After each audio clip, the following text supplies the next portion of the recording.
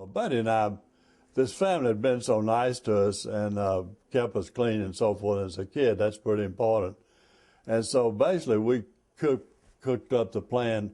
Rommel had, they had tons of several thousand BMW motorcycles that were going to him in Africa, and we found out they were down in Munich in a warehouse.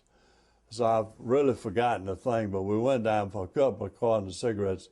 We got a BMW motorcycle in a crate in Cosmoline, and we brought it on back to First and Feldenbroek, and we took it to a guy, and we told him to take all the military things off, but paint it blue.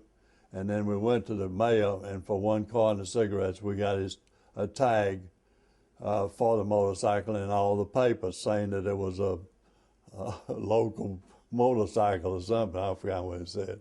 So then we got the guy painted, crated it all back up.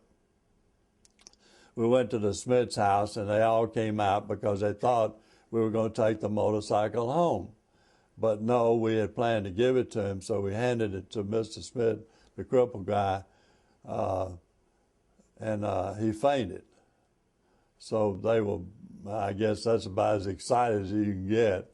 And when we finally brought him back, got him back, poured water on him, everything, he uncrated his motorcycle, and I'd never seen anybody that excited.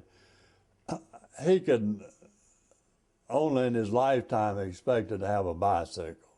And this was going to mean that he and his wife could go down to the lake so he could go to work on his motorcycle.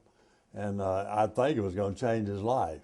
But I don't know, it was just something that we wanted to do. And we didn't want any diamond rings, so that's what we did with our cigarettes.